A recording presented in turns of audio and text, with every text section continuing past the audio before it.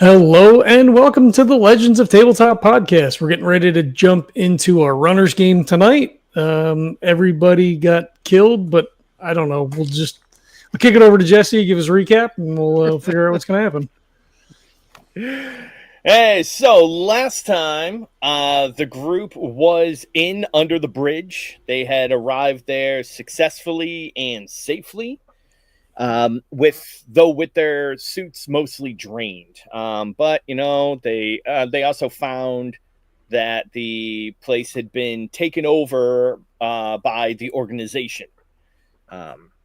Jansen was there leading the charge, and everything was going okay. They were charging up their suits, and but then they ran into a little bit of an issue when they noticed that people were acting a little funny. And then suddenly they had a few guys inspecting their suits, and Zuchy got attacked by them. And they had all of a sudden, these people went into marionette mode, basically. Eyes glazed over with this bluish tint. Their bodies went limp, almost as if they were being puppeteered. And so after a quick fight with them, Jansen made his appearance in his suit, basically saying, you should have just joined, you should have just wrote it out. And they quickly began getting attacked by under the bridge civilians. Zuchy managed to jump in his suit. Smokey, after getting clobbered a few times and getting a busted leg, did also eventually manage to get in his suit. And after a little bit, with a little tussle between Zuchy and Jansen, Huxley and Smokey made it over to the computer system, and they disabled it with fire. And that disconnected the network that had been set up under the bridge. And at that moment, bodies began to drop. It turned out that everybody that was in under the bridge had been dead, and or at least is now dead, and they had all been controlled by an internal signal. And it appeared as though the only person that escaped was Jansen. And so the group of them took the time to gather up all of the bodies and give them a funeral pyre a little bit of ways from under the bridge. And we closed out on the scene of the setting sun behind the giant pyre, and the shadow, the outline of the three of them kind of watching everything burn. And so now we will come back next day. The three of you have locked yourselves inside under the bridge, and you have a clean slate somewhat in front of you. Nobody knows where you are. There's nobody here. And you kind of almost have open grounds. So, what do you want to do?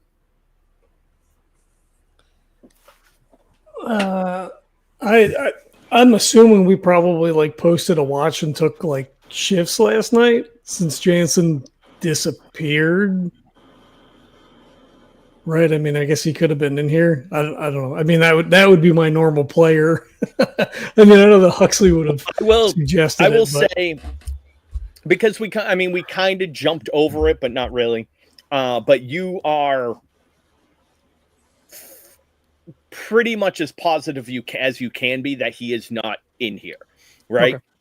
you collected up everybody that was under the bridge. Yeah, Right. There's a few dozen people. I'm assuming you would have been, you would have gone through the trouble of like checking all like the apartments and everything like that. So it's safe to say he's not here. Yeah. Okay. Huxley looks tired. He didn't sleep very well, considering. That makes so sense. he's just kind of, sitting on the corner of the bed, kind of like, bent at the waist, kind of like knees on hands or elbows on knees, sort of thing, kind of like rubbing his head.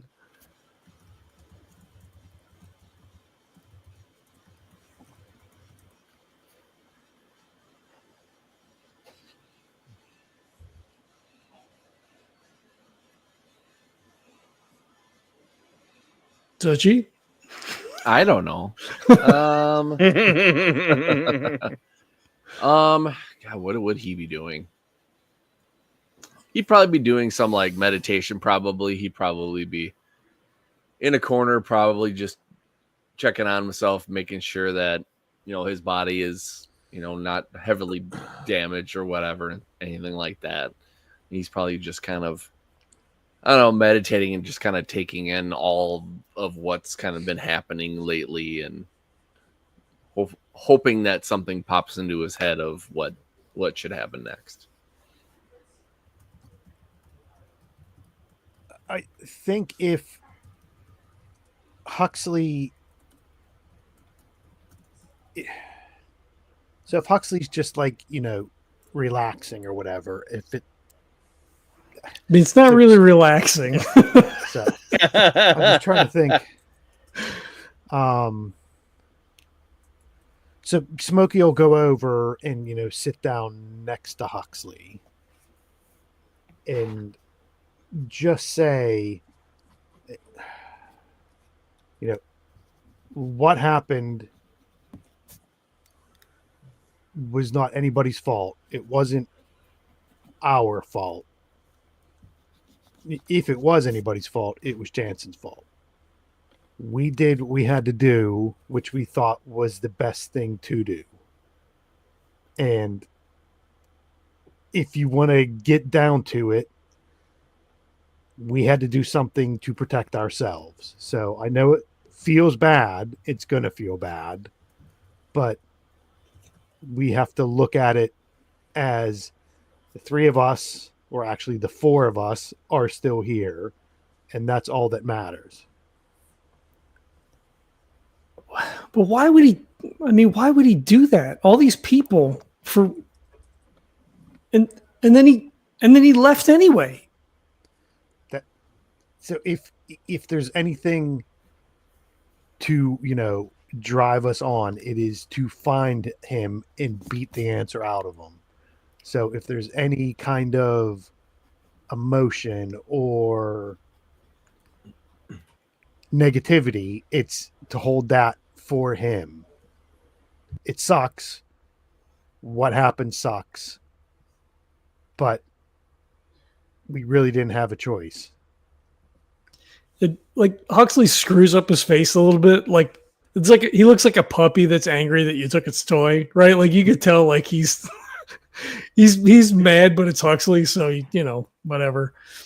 And he's like, well, I mean, we have to find him, right? I mean, we have to stop him so he can't do this again. What if he goes back to Ingram? Well, we're not going to be going back to Ingram for a bit. But you're absolutely right. The thing is to take a step back, think about what we're going to do next, and then go find him. Find some answers. We're not going to let this hang. There's not going to be... This isn't just going to be something that we, check off the list of something that happened. This is going to be something, obviously, we've got to figure out what happened, because either we have to get a resolution for our own reasons and our own selfish, or there's something bigger going on and we got to find out what the hell is going on. I mean, for Ingram's sake and for everyone else's sake. You don't think that she could like control him, right? I mean, like he was a person. I mean, he's a clone, but like he's still a person, right? I mean, Smokey takes out a cigarette, lights, and goes, I think that's way above my pay grade, but he didn't look like he was being controlled, did he? He just looked like he was being a dick, and you don't have to be controlled to be a dick. So, Zuchy kind of comes out of his meditation or whatever, and he like looks at both Huxley and Smokey, and he says, "Well, I don't know if you've looked at it from the bigger picture, but we're looking at more than just one enemy here. So we're looking at Jensen, we're looking at Anne, we're looking at the organization. If the organization is letting this little prick run around and do his thing, like there's a lot going on here that's do they know?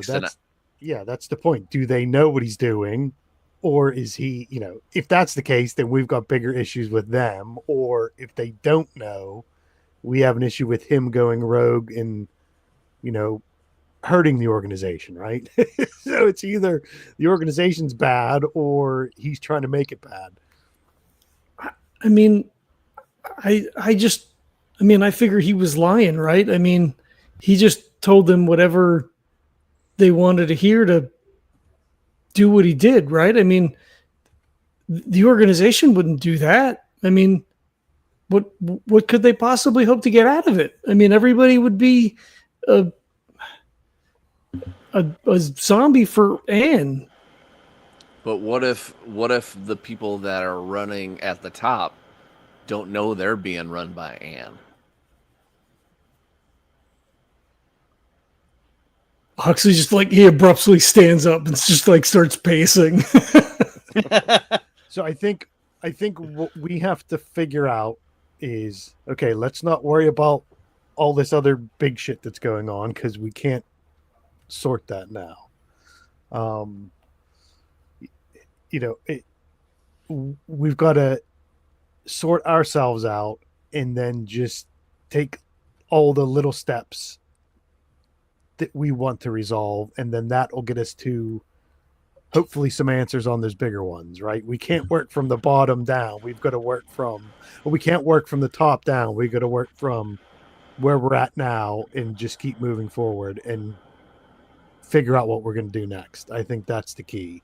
Get ourselves sorted and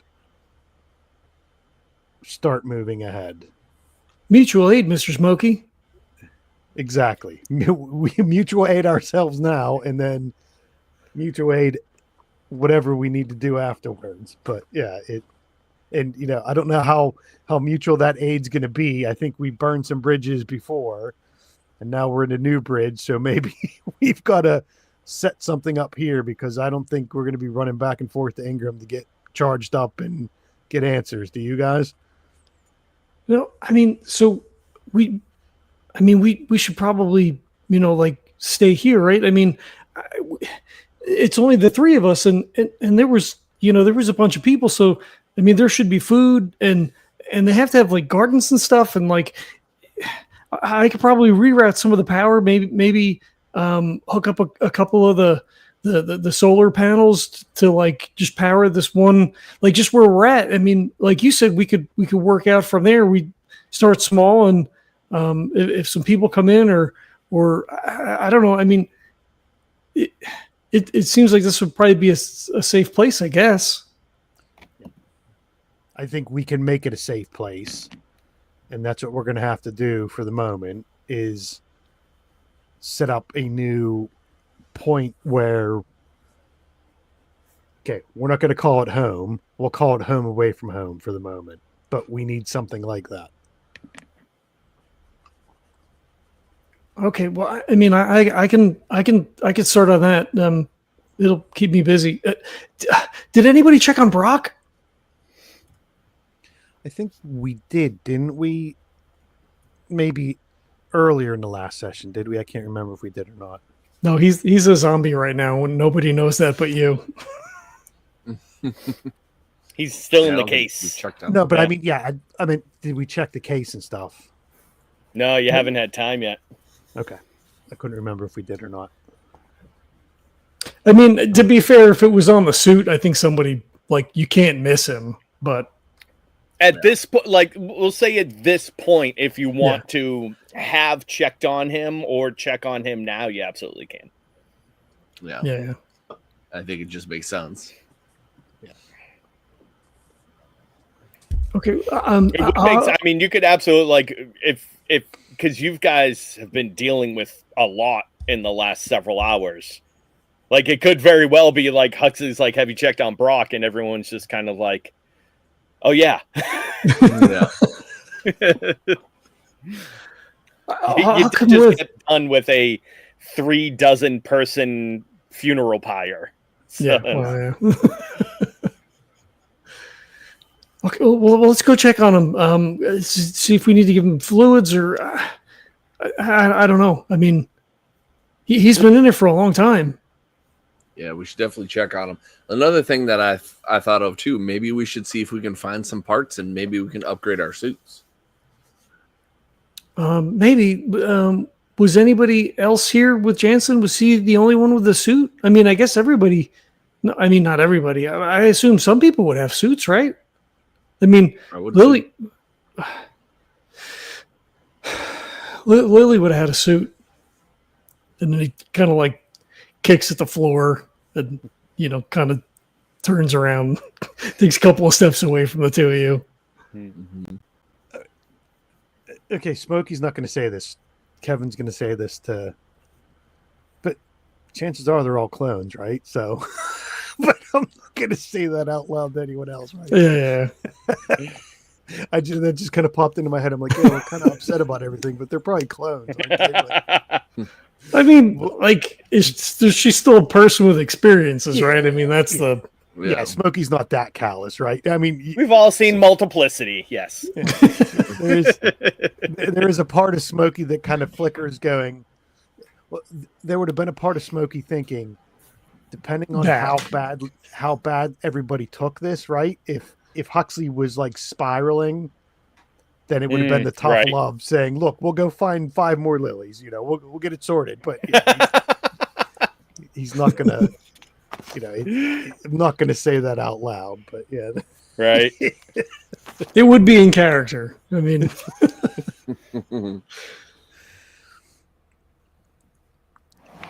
So if we, check on, I think we need to check on Brock to see how he's doing. And then maybe we start scavenging to see what we've got here. Get us up and running. Get it running where it can sustain us, and then see what we've got. Okay. He'll. I mean, assuming you guys are following, he'll like. If they pull, like, I don't know that he would have pulled shit off of his suit necessarily, but like, if any of his kit is in here, he'll grab it. If not, he'll go down and make for wherever the suit is. I assume it's near where we are, right? Because we don't know if anybody could get in or leave the suits like completely untended downstairs, right? Like, so yeah, as they like walk outside, he'll like unlatch the toolkit, the medical kit. Mm-hmm. And head down to go check on Brock. All right. Yeah, so you head down to him, and we said, he's in that kind of elongated cylinder with the clamshell. And so you pop the latches, open it up, and he seems asleep, or at least, stable the same way he usually has been. kind of curled up on his side. He's been in there for a while, so it looks like things, you kind of tried to pat him in, right? He has kind of, even though he's laying down right now, right? So he's able to stretch out a little bit. It's clear that a lot of the padding has like moved down towards what would be the bottom of the case. But overall, right now, he looks okay. So, palm to forehead, check his temperature, check temperature at the throat, check temperature at his wrist, check his skin to see like how dehydrated he is. Check the oxygen bottles. Was there anything left in it? Has he been hypoxic for hours at a time? He's distracted now with helping. So some of the other stuff's falling away. So he's going to work kind of thing. Yeah. Go ahead and give me a med check then. Okay. I think that's +2. Yep. +2 is going to be a 6 total. All right, that's a yes. So you go over everything, checking temperature, checking pulse, all that kind of stuff. He does seem slightly dehydrated. He's running a little warm, but not feverish or anything like that. It could be because he's been in this container for a while. Although the padding and the walls of this do still feel cool. There's still a little bit of oxygen left, so he probably could have gone for another few hours or so. But at the same time, it is good that you stopped here. So,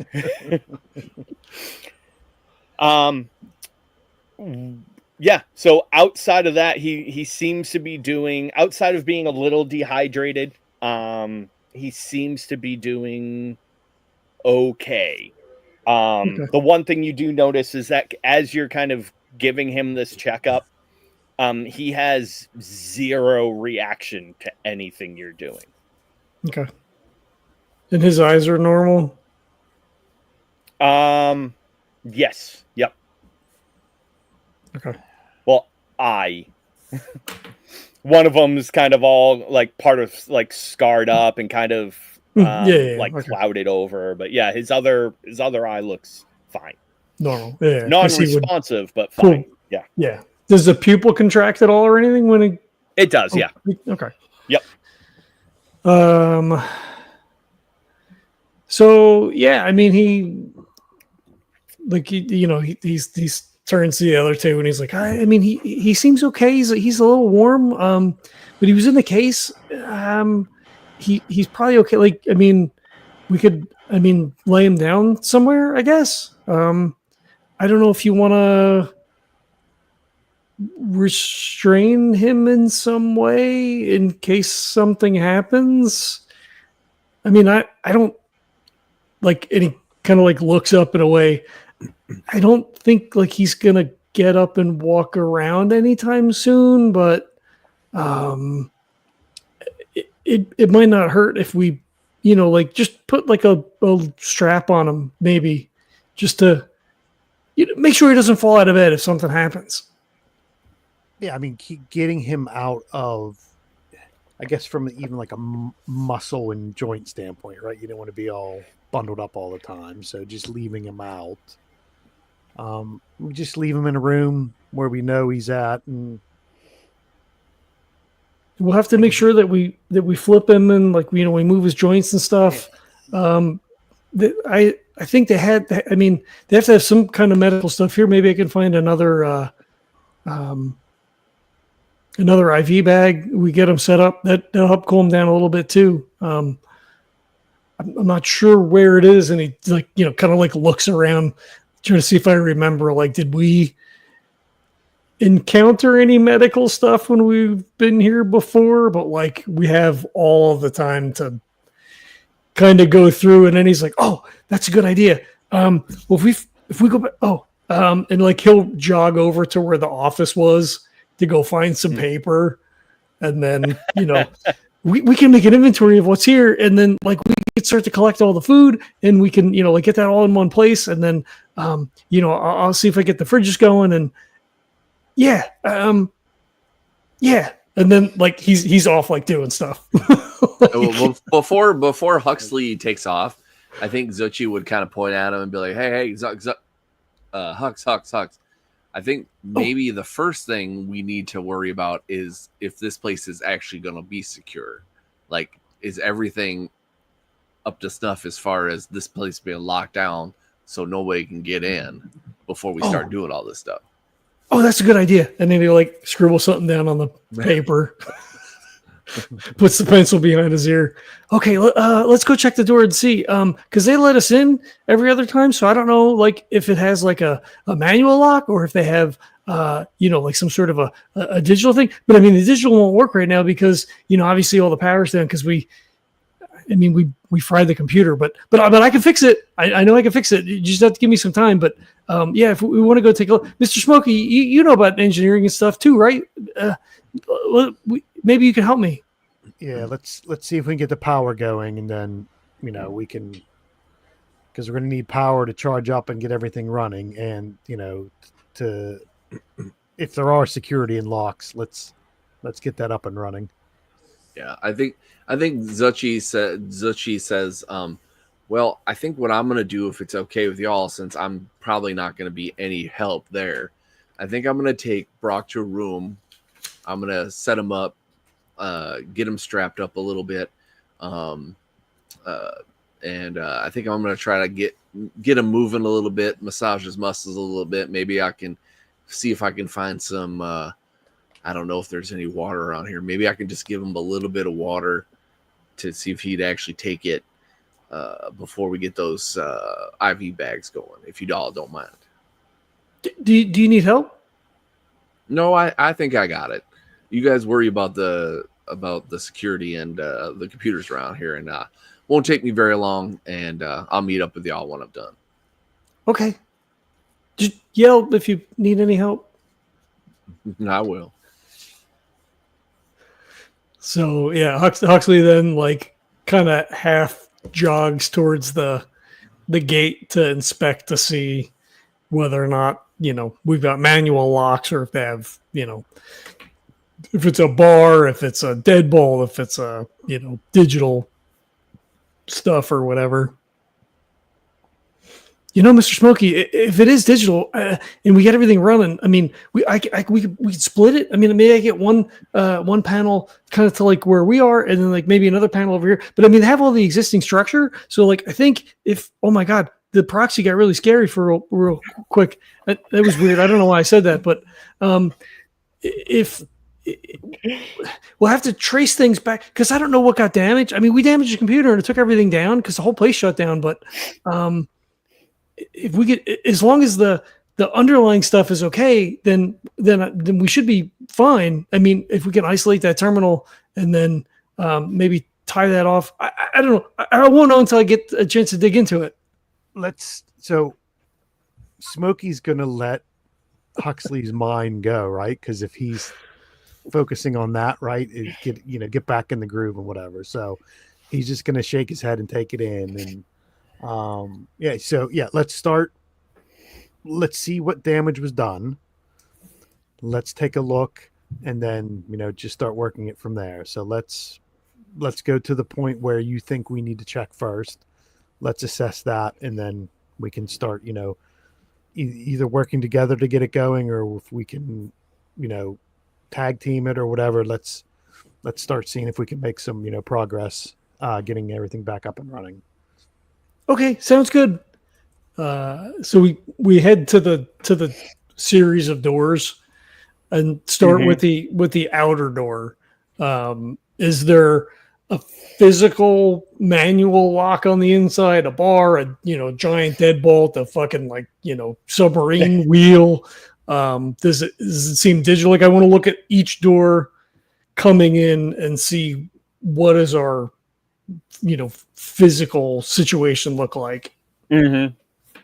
So yeah, both doors, because also, so right now, both of them, I'm assuming you closed both doors behind you.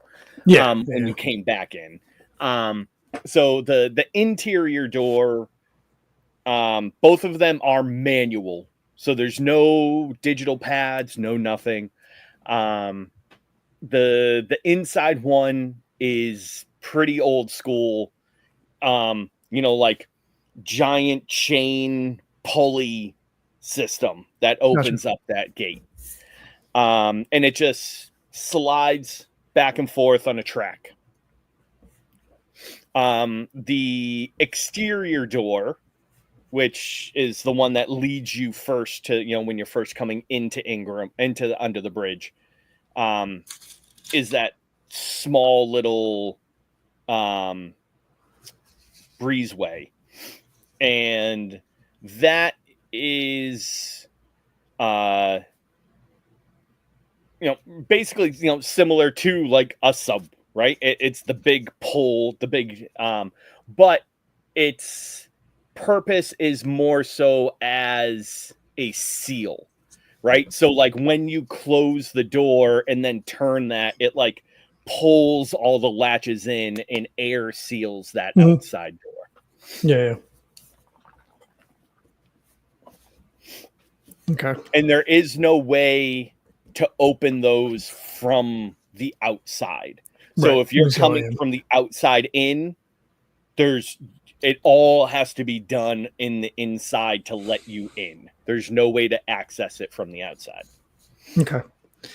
And is under the bridge open at all up to the sky? Is there any open sky? It's completely closed. Oh, it would have to be completely closed, or else Anne would. Yeah, exactly. Yeah, the whole thing is completely closed up.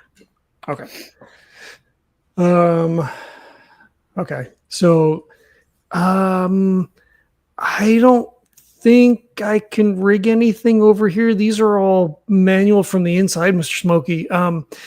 They might have like a back door that maybe we could rig something up. I mean, we'll have some time to take a look. But as long as we keep these closed, we should be fine for now. I mean, it'd be really hard to get in anyway, unless someone else knew about a back door. So maybe we shouldn't wait too long, but also we should probably get power going soon too. Cause like if they have cameras and stuff, then like it'll be easier to monitor if we have the cameras going. So like I'm going to go up to the roof. Yeah, I think, let's get that, we're not protecting, a whole bunch of, gold bars or anything. So I'm not too worried. I don't think we're going to be getting raided or anything, but let's focus on getting it running, and we'll worry about security. The security will probably take care of itself after we get everything running. Maybe we should check the terminal first, because then we could track the damage back from there. And then like he'd started to go one way, and then was like, shit, and it starts to run back the other way. To see like how bad the damage actually is, and whether or not like, do I think that taking out this terminal, fucked the whole system up, or did it blow out like a section of this circuit or this line, like in this area? Or is this building fragged, but like the rest of it's okay? Because like it was sort of catastrophic that like everything shut down. So I want to try to suss out like how bad the damage is here. Can we isolate and and then kind of move backwards from there, I guess. Sure. Go ahead and give me a roll. We're gonna bump this up 1 to a 6 because this is like an unknown system to you, right? I got an 8. I got a 1, a 4, and a 6. So that is success with an edge. Yes. So your success tells you that the system is fragged. Smokey melted the computers, right? Like You two went in and he literally flamed the terminals. Okay. But do these Okay. terminals drive everything in under the bridge, or was this? So, as your edge, I'll say they do, but you can have. I'll give you. So you have a few options, right? Um, it can be an isolated thing where only these terminals were damaged. So, you can, if you're able to replace it or do something with that, then everything will be fine. We could also say that, there is a backup system that isn't connected right now, but you can connect that up. I like So that. you have, yeah. All right. Yeah. So you have a way to get it up and running, but it's gonna take some time and know-how on your part. Yeah, for sure. So, Mr. Smokey, I mean, like we had to, but like these these were the terminals for the whole place, so um, they're melted, so we can't use them anymore. But and like he's like knocking around like through like he's opening shit. He's like in the like opening up doors to other rooms and stuff. It's like, it looks like, this might be a back. I mean, we could use this as a backup. I don't know if it was actually a backup or if they were just like working on other stuff. But like, I think if we clear these out and replace some of this wire here, or well, I could get up on the roof and I could cut it, and then like we could put new wire in, and then like we can move. Like we don't have to put the terminals in here. I guess we could put them somewhere else. But I think I can use those to rewire and get everything going again. So Smokey's gone through his second cigarette. Well, he's letting Huxley do that, and while Huxley's explaining everything and going through that, Smokey's mind is just okay. Hopefully, I didn't completely screw everything up by melting everything down, but it does look like there is a way forward. So he'll kind of G up Huxley and just say, yeah, that's a great idea. Let's go with what you think. Let's start working on the stuff you think is important first, and then we'll start working it through. So we'll keep subtly trying to say, I'm taking your lead on this. That's a great idea. Let's he's being overly not overly, but yeah, he's trying to be very positive on, and let Huxley be the one that's making these decisions and thinking it through, and that kind of thing. So, oh, you know what? I should get Bob and Charlie because they would be a big help. I should have got them before because they might have been helped to diagnose even before. Hold on, and like he just runs back towards the suits to pop out the aux bots to. There you go. Have them help with their like if I'm going to be tearing into stuff, yeah. He's going to wear himself out. He's going to sleep good tonight. What is Zuchy doing? So you're taking Brock, right?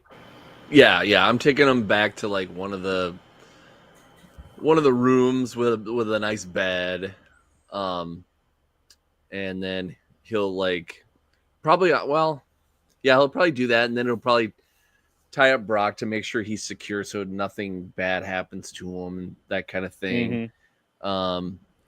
He'll kind of talk to him a little bit like, how's it going, buddy? I know we haven't spoken in a while, but got a lot going on right now. Shit's kind of hitting the fan, that kind of thing. But what else is new? He kind of giggles. He says, and he's like while he's doing that, he's like taking his legs and like working them and his arms and stuff like that, and he's also doing some like deep tissue rubs and stuff like that, and he's like joking around a little bit, and then he kind of sobers up a little bit, and he's like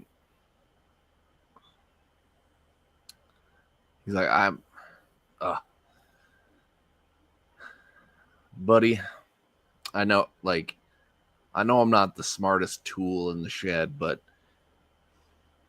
I really hope whatever's happening to you, I really hope it's not really hurting you. And he kind of even though he doesn't know what Smokey knows, like he's not stupid. He knows that there's a chance that something bad is happening to him, and he softly kind of touches the temple of his head, and he says, I whatever fight is going on there, I really hope you're winning. Do me a favor. Tell me a game that you and Brock used to play as kids whenever shit. So, like, anytime there was, like, the power outages or loud storms or any, like, time anybody had to, like, shelter in place. Like, what was it that you and Brock would do to kind of keep yourselves and the rest of your siblings calm? So it's something that's a little more obnoxious than telling a story or something like that. They used to play a game called Kick the Can, and basically what it was is you would line up like a empty can of whatever, and you lined it up on like a shelf or on they would just pile up a bunch of like old books or like clothes or something like that, and then one of them would like bounce like an old ratty tennis ball and then try to kick it and try to knock it down, and then you get so many points, and then if you knock down the last can you got double points. So whoever had the most points between however many cans they could set up at the time, that's who would win the game. And like most of the time it was him and Brock that did it, because the other kids just didn't have that skill to be able to do that. Every once in a while they'd the other brothers and sisters would bounce the ball, pick it up, and just chuck it at it instead, that kind of thing. And they all giggle and stuff like that. But that was the thing that they would do to kind of pass the time away and forget about how shitty everything is. Yeah. All right. Why don't you, can you do me a favor and see if you can try to coax a response out of him?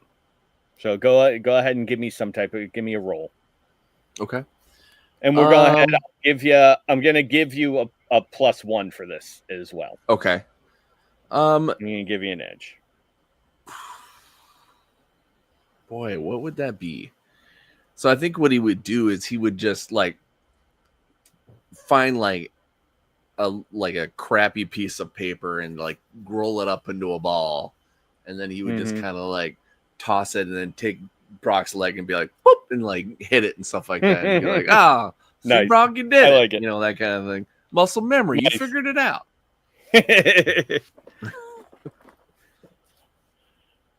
So I don't know, what skill would I use for that? I'd probably say presence would work for that, right? Okay, that's kind of what I was thinking, connect on an emotional level, right? Mm-hmm. Yeah. Yeah. Okay. All right. So add a +1 to what I roll. Correct. Okay. Oh yeah, that's a 7 total. Oh, beautiful. 2 2s and a 6. Nice. So yeah, you kind of did the, so you're working his legs out and everything, and you come up with that idea to reach back. So you crimple up the paper, make him kick it, and then that's when you kind of reach up and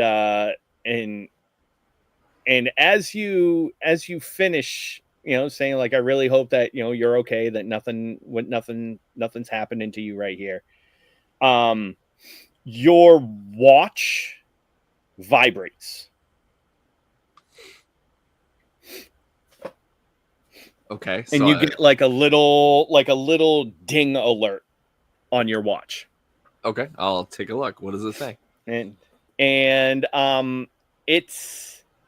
And Says I see you. it's like a it's like a little like 16-bit picture that pops up on your watch of a can, and a little ball comes from the side and hits the can and makes the can fly off the screen. Okay.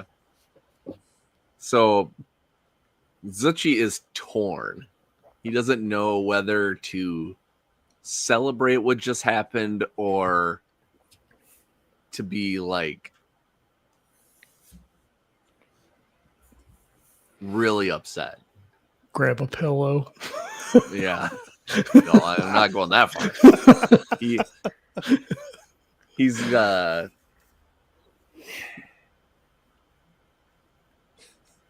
He's almost like that. The opposite is almost the old man against technology thing. He kind of wants to burn everything to the ground, kind of in the back of his mind when it comes to that.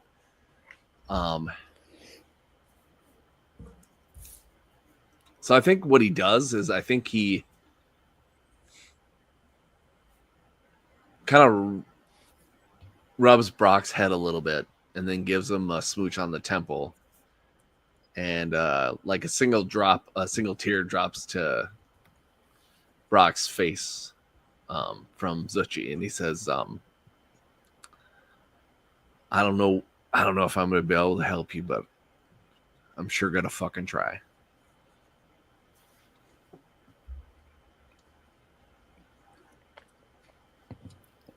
All right. So we have some things on our plate right now, right? You guys want to work on securing under the bridge, right? You want to work on restoring power, right? Is there anything else that you would like to get accomplished in the moment? Any idea what's on Huxley's checklist? Everything. It's bullet pointed and numbered. I think he's distracted with getting the power up. That way we don't have any food spoilage. We can we can hand water like the vegetable garden, unless it's like super extensive and like there's like a whole irrigation system, right? So like his priority is getting power up, which, all of the things that cascade off of that, potential security, the water, refrigeration, medical, like if there's insulin in a refrigerator somewhere, or whatever, you know what I mean? Like all that kind of stuff. So like that's his main priority. Yeah. How's that sound for everybody else? Anyone else want to throw something on the list? Well, I think from Smokey's standpoint, it was what state Huxley was in, right? And Huxley seems to be fine. He may burn himself out, but at least he's busy and, he's focused and seems to be all right. And then the other thing was just that Brock was, all right in quotes, right? So I think to Smokey, those were the two most important things. So everything else, will just, flow from there. Okay. All right. So we'll. Go ahead. I was just going to say other things that, you guys could be doing if you wanted to, would be like collecting up foods, doing an inventory of stuff, looking for wherever their medical facilities were, take stock, see what do we have to work with. Is there food in cabinets, or are there dried goods? Bring that into like wherever we're kind of setting up shop, so that stuff's all within easy reach for us to reduce us having to like spend a lot of energy to like go different places. Yeah. So with the food, like if Huxley needs like, I need some copper wiring, or if I need this to kind of get things going, like, really take stock of those things too, to get, everything kind of going. So we're not just kind of piecemealing everything together. Right. All right. So we'll gather the three of you up real quick. Is there anything that you want to discuss before we get into all of this? Discuss as us discussing, or Zuchy and In care, you're okay. the runners, you're Yeah. you guys. I don't know if there's anything else you want to hit on, or if you just want to jump. Zuchy comes back down, and Huxley has his list of stuff that he wants to go through, So and I we think, basically just do exactly what we just did. yeah, I mean, Huxley would ask for sure, like, hey, is he okay? Did you get any kind of reaction or anything? Did he seem stable? Did his temperature come down at all? Did you notice? Did you check it?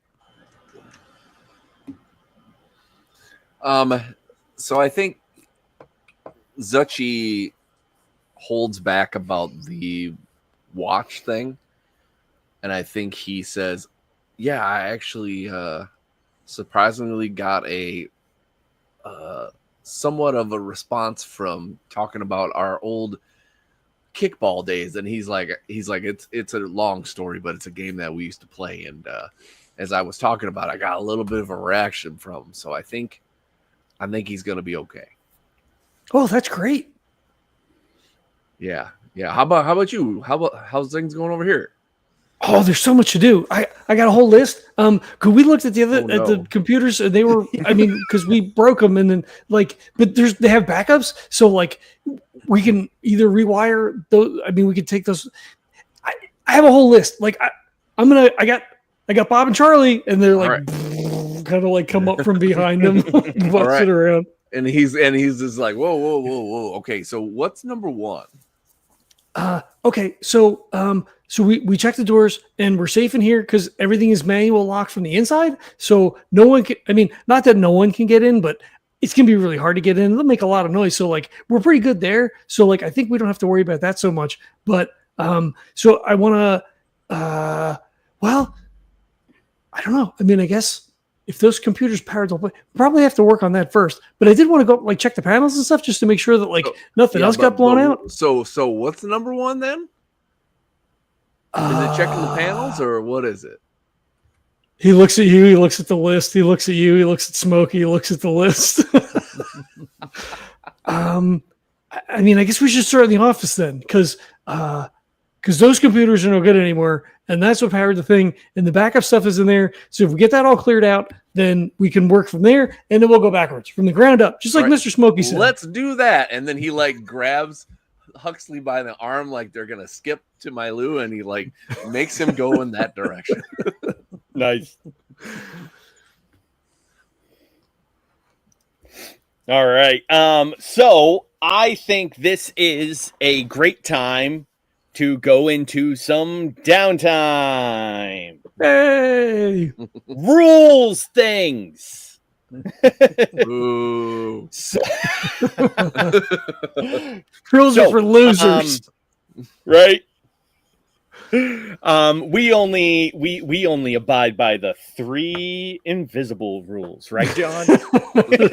Don't start. Why can we just play anything we want to play? Why do we have to play this game with whatever world you set up? Oh, there was so much to that. But yeah, so to briefly go over downtime. So in the cycle of play, right? Of getting a job, going on a job, coming home from a job, hopefully. After the coming home from a job is the downtime aspect. That is when runners get to buy stuff, they get to level up, right? Train with your whatever marks that you have. They get to recover from hits, from any injuries. They get to repair their suits. They can socialize, all that kind of different stuff. For, mechanics wise, so whenever you want to do something it's it's considered an action. And so just doing one thing is just a basic thing, DL5 as usual. If it requires a roll at all. If you want to do more than one thing, right? Effectively, you're multitasking. And so you're either attempting to do multiple things at the same time, or your time doing each thing is shortened up. So therefore, the more things you want to do during downtime, it increases the difficulty by 1. So in the things that you're doing, I'm effectively considering this like you're investing in under the bridge, right? You're attempting to get the power back up, get it secure, find any resources, all that kind of stuff. So you can divide responsibilities however you want. Depending on what you're doing, it's going to require certain checks. One thing I will point out is that Smokey, you do have an injury right now. Mm-hmm. So if you want, you can ignore that and just keep powering on. Or you can attempt to recover from that injury effectively, like healing healing as you go. If you want to do that and something else, it does make that recovery a little bit harder. Yeah. So I forgot he was injured. What's the significance of his injury? Because Huxley would have, obviously if he was severely injured, like, right, we would have clocked that. I think it was my leg, right? So I had. Yeah, you've got a banged up knee. You basically you have like a sprained knee. You're old. It was affecting my agility, and I think we said before exactly. Yeah. Smokey wasn't. If this was Zuchy who had an agility issue, it would have been a different thing. But I think, so everybody seems to be in a good mindset, right? It's, as good as it can be. And I think that was Smokey's big concern coming in, right? Is, okay, this kind of all went kind of real pear-shaped real quick. And how is everybody doing with that? Everybody seems to be all right from what Smokey can tell. In the stuff Smokey's going to be doing, right? I don't think he's going to be doing any heavy lifting or anything. So it would just be, okay, if I've got to go work on some kind of panel or console somewhere, I'll just make sure I have a chair and get my leg up, kind of thing. Yeah. I don't think I would want to completely just say, okay, well, I'm hurting. That's all I'm doing. But yeah, he's not going to be doing anything kind of strenuous to either make it worse or not recover. So I think sounds good. He's just going to play the gimpy old man, scooting so you're around. Going to do what any middle-aged man will do and just ignore the injury and carry on with yourself. Yeah, but I'm not going to go crazy, right? If Hux is right, go point there, pull that cable, run that, I'll do stuff like that, but I'm not going to be doing any moving oil drums around or anything like that. Could Sounds I splint his leg or like immobilize the knee in some fashion? So if you do, so it's going to take more than just like it's got to heal. Yeah.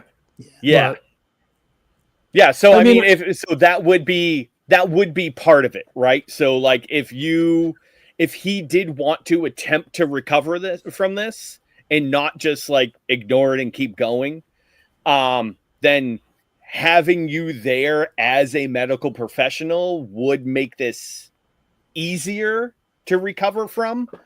But it still would require, being rolled into the downtime stuff.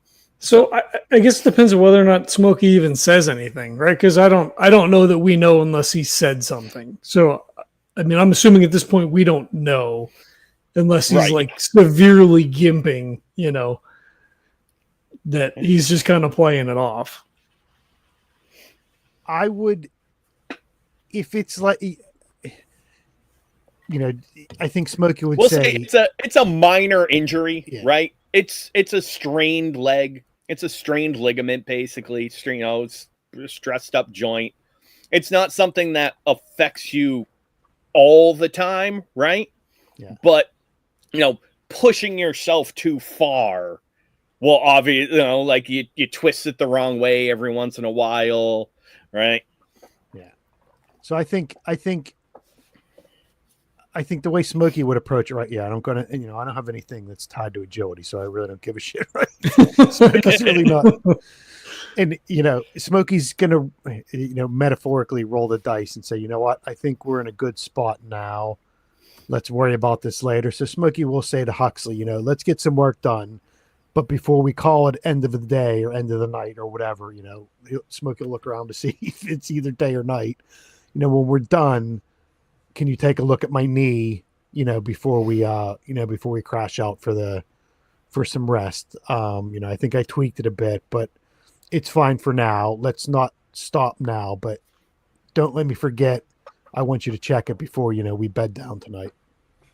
Okay, well, don't overdo it. And then, like, he kind of runs over and he, like, grabs, like, the whole front of your knee and it's, like, got his thumbs in. He's, like, trying to feel it to make sure, like, nothing's broken or, like, severely out of place. And it's like, okay, well, I mean, it seems okay. It's going to take time to heal. If you sprained it. But yeah, if we can, I mean, maybe they have some ice or something, or like we could, maybe just kind of like wrap it up or whatever. We'll have to see what we find in the medical area. They might have something in there. Yeah, but just be careful. Yep, I will. Yeah, but don't let me forget at the end of the night. Okay. All right. So let's go ahead and jump into some downtime. So who wants to do what with this? So I have a feeling, Huxley, your priority is getting the power grid back up and running. Yep. All right. How about Zuchy and Smokey? I think Smokey was just kind of going to sidecar Huxley, right? Because he was going to see what needed repairing, and hopefully some of Smokey's engineering or stuff like that would play into that. So I think that it was just going to be okay. Point me in a direction. Is there stuff that needs fixed, and I can take a look and see. If Huxley says we've got to get that working, Smokey would take a look and see if he can think of any way to get it up and running or help. Huxley. So Huxley taking the electrical side, and you taking the mechanical side. Mechanical, yeah, exactly. Yeah, sounds good. What about Zuchy? I think in between just randomly making sure that Brock is okay, I think Zuchy would make a duplicate list of what Huxley's got, and then he would go scavenging. He would try to find anything, any medical supplies, any food, any thing he needs for any computer work that he's doing or whatever. Like, he's going to be the guy that just is going to grab the other stuff while those guys continue to kind of do their thing. Yeah, sounds good. Sense. And before Zuchy runs off, Smokey will just say, keep your eyes out. If you see anything weird, if you see anything interesting, just take a note of it and let us know. Something we can use, something that we've got to maybe work on a bit better. Just keep your eyes peeled. Of course.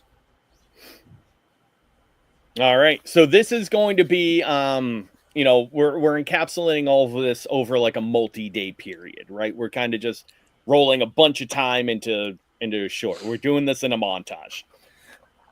So yeah, it's Huxley and Smokey, getting that backup computer, pulling it over, getting everything wired up, being able to get it, harnessed and wired back into the main system, getting all the programming back up and running, making sure everything's still compatible, learning about the system and being able to get everything going that way. And Zuchy finding as many supplies for, you know, food and water and all that kind of stuff that you can. And, you know, like you said, centralizing everything and getting it into a more manageable and resource for the three of you, for the four of you. So why don't we go ahead and see how that goes? It's fine. I mean, it goes great. Yeah. It goes great.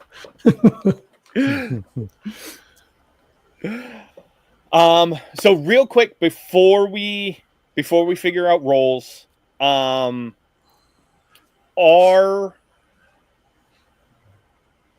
Huxley, so over the next several days, are Huxley and Smokey working on some like physical therapy type stuff for Smokey? Or does Smokey just want to take care of that on his own? You don't, because without power and things like that, you don't necessarily have like the medical facilities and all that kind of stuff quite yet. But it's still something that you can, if you're like taking it easy or anything like that, then you can absolutely roll the two in with each other. So it depends, right? So like if Zuchy finds like Advil in the medical thing, right, or some anti-inflammatory, like if he comes back with like a load of shit, like I don't know what the fuck this is, and you know Huxley is familiar with like reading the labels and stuff, be like, oh, this is an anti-inflammatory, take this and put your leg up at night, and you know we're gonna rip the sleeves off of this thing to wrap your knee to keep it immobile, you know, because you've been doing a lot of work, so we don't want it to swell overnight. So like, you know, we'll fucking wrap like that, kind of like at the end of every night, like he would check Smokey and kind of see where he's at, and if you know if there's drugs that you know can be administered, and he might have some of that in his kit. Right? Like, I think I have a medical kit. Yeah. No, Yeah, so I think, absolutely. If you with your medical kit, you might have some of that stuff. I'm just so you'll be able to use your medical training in that role. Yes. And then I think Zuchy would help every once in a while, maybe like do some like deep tissue massages and stuff like that around the knee too, to kind of help him out. So yep. All right. So yeah, but basically what I'm just trying to figure out is what your DL is for this downtime, right? And it would be, if you're only doing your one thing, then it's just a 5. If Huxley is helping Smokey recover, that bumps it up to a 6. If Smokey is just trying to do it on his own by taking it easier, then he's the only one that's affected by this. So it's only his DL that increases. So just trying to level all that out. I mean, Huxley would do both, given the chance. Or unless Smokey like smacks his hands and says, "Get away from me! Just give me your acetaminophen. I'm fine." Right? Then he would definitely. Okay. But I guess it's up to Smokey, right? Like, no, if you're like, "No, leave me alone," I'm not, because I know that I've got to get better, because I'm not going to be any use if I, but I'm not going to say, okay, let's not do anything else and focus on me. It'll just be, okay, when we've got some free time before the end of the night, stuff like that, I would definitely do that. But it wouldn't be, throughout the day. It's just, okay, when we got some time, let's take a look. Right. Yeah. That kind of thing. So it's a combination of you kind of taking it a little easy, and then at the end, either in the morning and at night, Huxley and Zuchy both helping them out in order to make sure that this recovery goes good. Yeah, absolutely. All right. Awesome. So over the next several days, you work on getting the new system hooked up, making sure that all the wiring is there for it, that that everything, all the programming is good, gathering supplies, doing all that fun stuff. So right now we're gonna do the first main check of that, your invest check, which will be at a DL6. So it's going to be Huxley and Smokey attempting to set up the new terminal for the power system, and Zuchy, finding any food supplies, water, medicine, all that kind of stuff. And as usual, whatever you trait you want, any abilities that you have, go ahead and add them on in. Oh no, that's fine. I got a 9. Holy bejesus. 5 on the die. My traits, or not my trait, my skill. I forget what the fuck you call it. Skill +2, and the Oxbots give me another +2. I got a 7. Nice. There we go.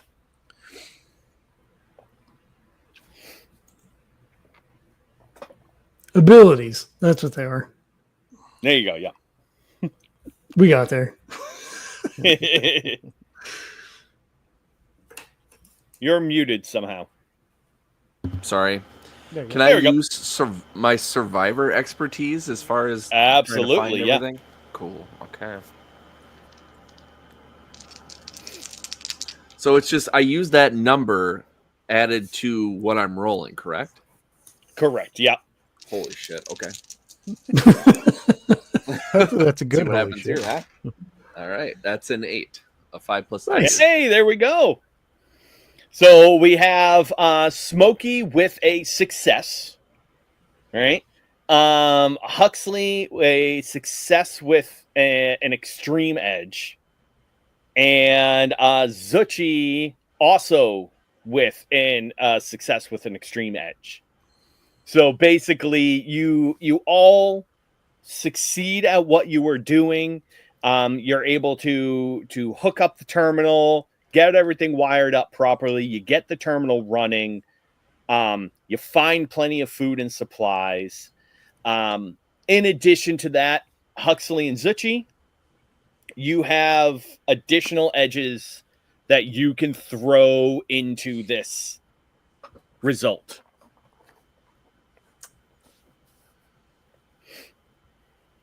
So I think since his main thing is getting stuff up and running, that he can compartmentalize the system. Maybe I think it was super loud and stuff in here before, so that he can isolate certain parts. So we need to get power to where we are, and the vegetable beds or whatever, so we can bypass the heavy equipment that was running, maybe, so it's not super loud in here, so he's able to put all kinds of stops and blocks within the system if we need to shunt power, if we want to close certain sections off, that can then be open, if people move in back here again, hey, this system works, and you can have this everything open at once, but then we can really focus power on where we need it, again, to make sure that the suits are charged, and all that kind of stuff. Absolutely. Yeah, because they were using a combination of different power sources, right? They were using solar power, they were using hydropower from the rain that comes down through the gutters and everything from the bridge. But what was making where a lot of their power came from, and what was making a lot of the noise, were also biofuel generators. So you're able to kind of use those sparingly and focus more on some of the better, more not necessarily efficient power sources, but quiet power sources. only needing to use those when you absolutely have to. And yeah, like you said, you're able to section off power, so you're only using it in the areas that you need to. So beautiful. How about Zuchy? I think what it would be for him is that he finds more things that are beneficial to the overall running of this place. So the food supplies are instead of being super depleted, or because the power went out, things all of a sudden went to shit, surprisingly, Right. like the gardens are still good. Like maybe some of the other food isn't quite spoiled yet, so he can find like a freezer or something like that, or maybe not a freezer. Maybe he could find a way to like figure out something to where he could put it in a different spot where it wouldn't spoil, so you'd have it for later or whatever. And then like some of the supplies that Hux had on a list or whatever, he like is able to find those, where normally he'd be like, well, I don't know what this means, he'd be like, Right, yeah. It's probably something where maybe the people that were down here labeled stuff very well, so like something's labeled like, oh, this is cable wiring, and like this is whatever else, here's some tools or whatever. I'm like, oh, I don't know what that tool is, but I know that Huxley needs it, so those things are readily available for me and easy enough for me to grab. Yeah. I mean, I'll even give it to you that they do have like some, not a ton, but like a couple of, like those like chest freezers. Like, they have like a couple of chest freezers and, in like a large, like industrial fridge, like kind of off to a side. They were being used, when you open them up, there's like, they've also obviously like gone hunting. So there's like frozen rabbits in there and half of a deer and things like that. So there's frozen food and some vegetables in the fridge and stuff like that. So yeah, cool. Does Zuchy find, or do any of us find any other runner suits or parts for suits or anything like that? So there were a couple of suits here.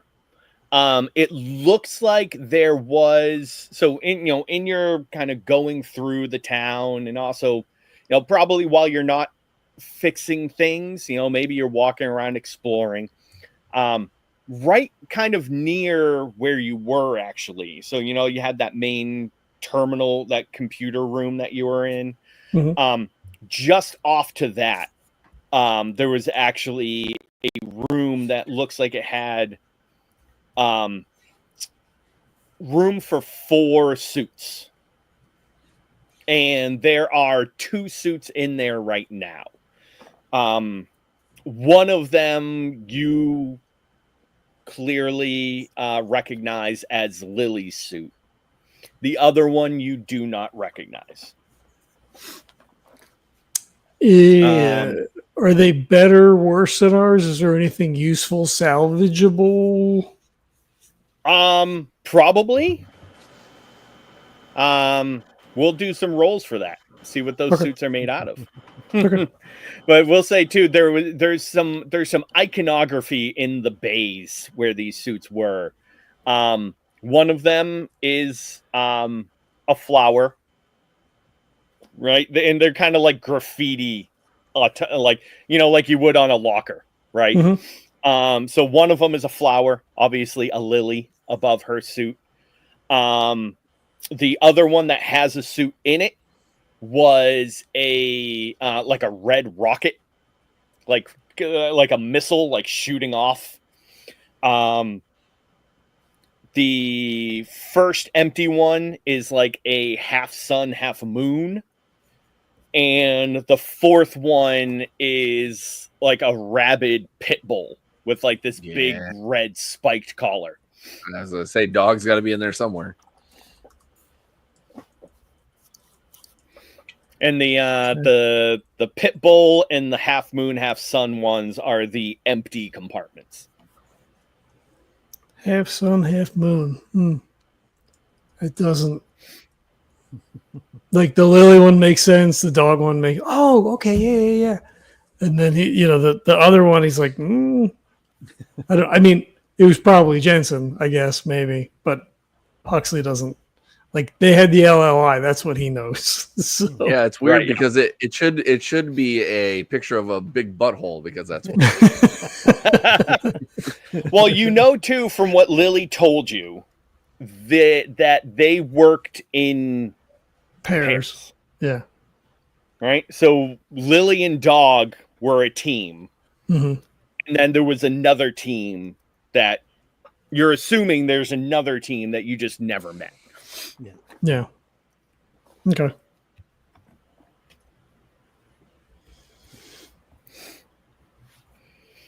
All right. Last part of it is let's see if Smokey recovers from his injury. So why don't you go ahead and give me just one more set of rolls. Smokey, yours is going to be a health roll. Okay. Right? And then Huxley and Zuchy, you're helping out. So whatever you think you can do to help with that, go ahead. Let's go ahead and have Huxley and Zuchy roll first. Okay. Because your success will determine if it's easier for Smokey to recover or not.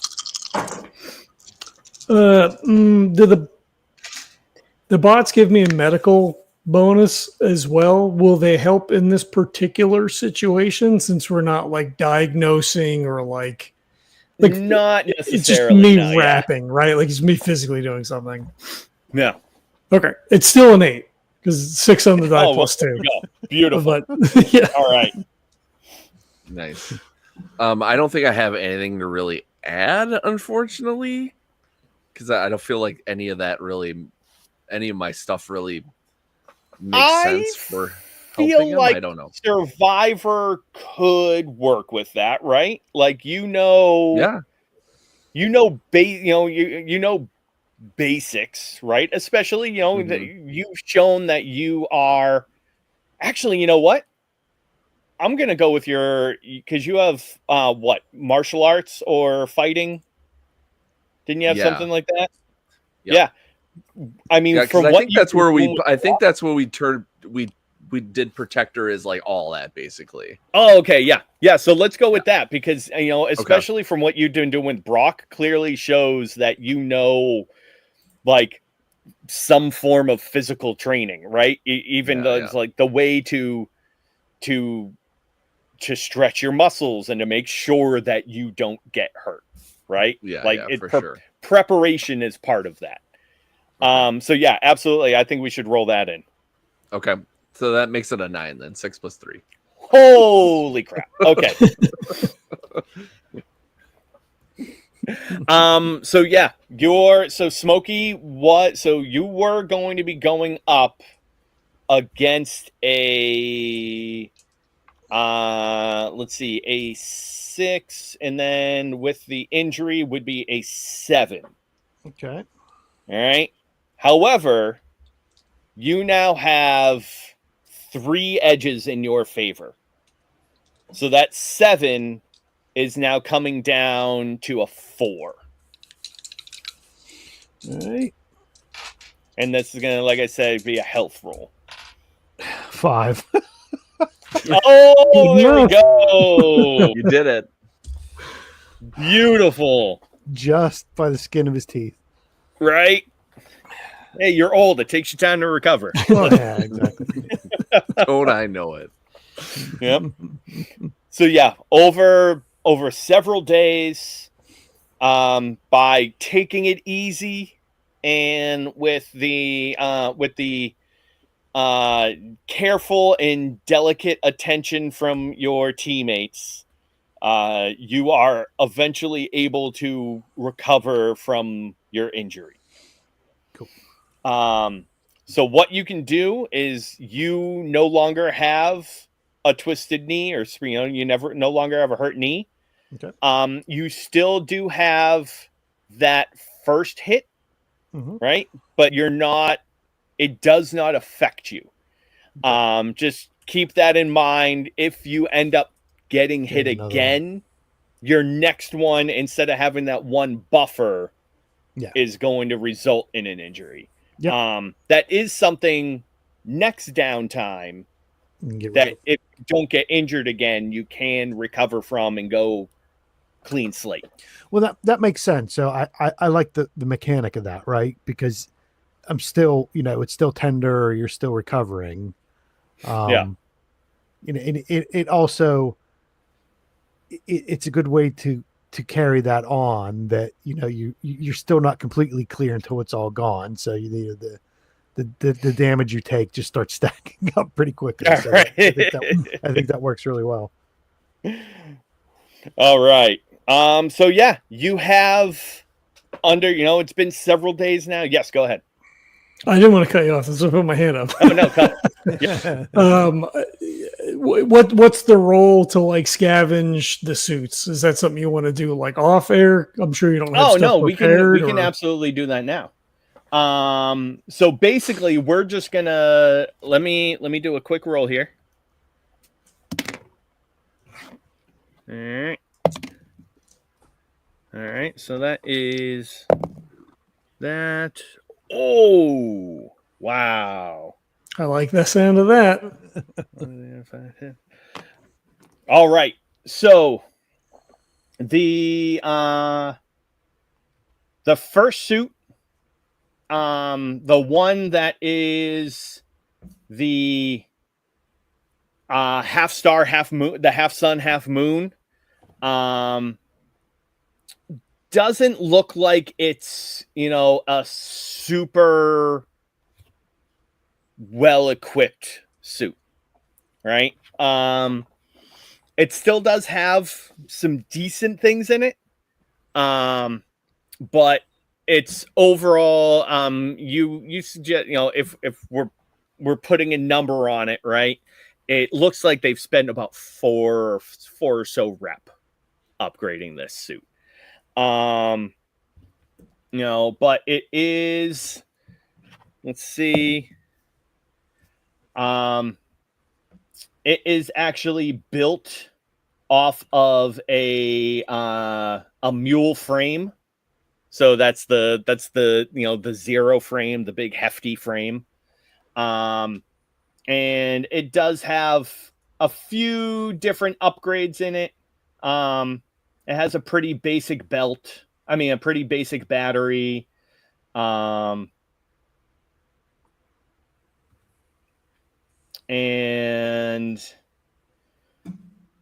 let's see. It has a pulse jammer in it. And it does have some nanoflex plating on it.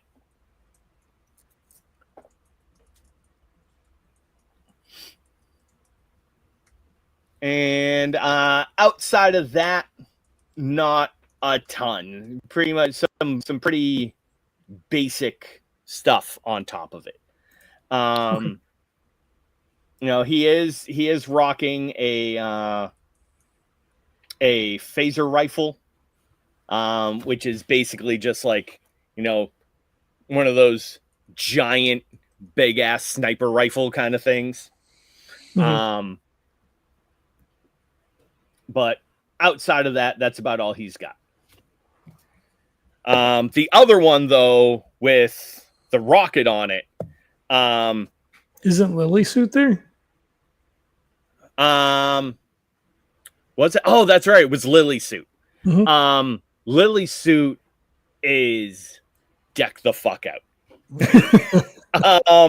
It's you're looking at it and it looks very subdued from the outside, right? Like, it doesn't, she doesn't really have much in terms of, fancy equipment or anything else on the outside. But when you really start digging into it, you're like, this is intricate, and she has a lot of little bells and whistles tied into all this. So she actually has the Hoon frame. This is, I believe, the same one that Zuchy has.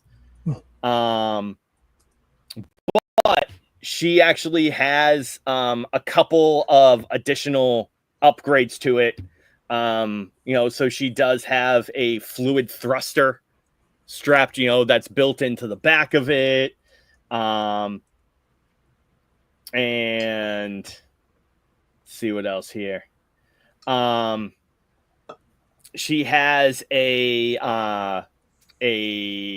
nanowire battery. She has some unimorphic actuators on that thing. She has a spoof jammer, along with some what do you call it? Some zero resist plating. And she actually does have a HUD built into her helmet as well. Is that part removable, or is that part of the helmet? It's part of the visor for the helmet. For the visor, so it is potentially swappable. Okay. And she also has whatchamacallit?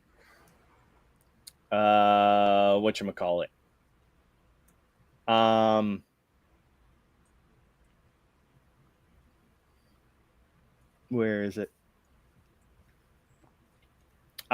She has a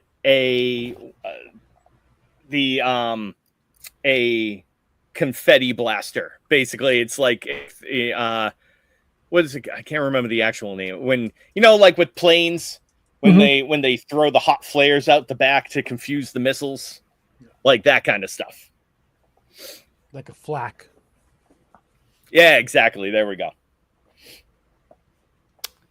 Yeah, so she has a bunch of little, and as you're going through, you see like a bunch of other little bells and whistles that she has tossed on this thing. So yeah, so I get like one day when they're have some like non-narrative downtime. yeah, he's like, "Holy cow, Lily's suit is like she's got so much." I mean, she's not going to use it. I mean, we could swap some of the stuff out. I mean, this is better than some of the stuff that we have.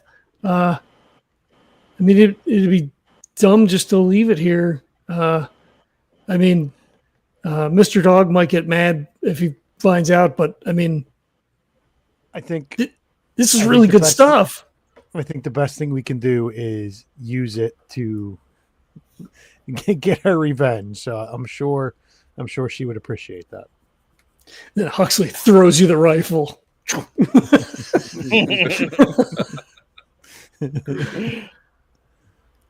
Perfect. Yeah, so I don't know what anybody has, but we can do that in the Discord, I guess. But yeah, he would go through, like, because Huxley knows what everybody's running, and be like, oh, this would be good for you if we swap your thing here, and then I can put this one back on the old one. That way, like, if we find somebody that needs a suit, like, then we still have 2 suits at work, and blah blah blah, whatever. Absolutely. Do you want a preemptive roll for that, or is that just a matter of time, or?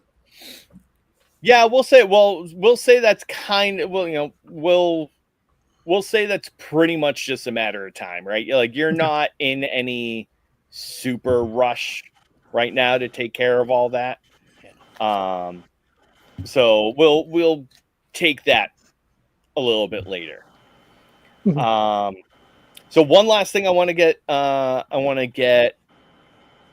through is, so now that you have a new hangout, that you have a temporary home, a temporary base of operations, is to basically get your garage set up.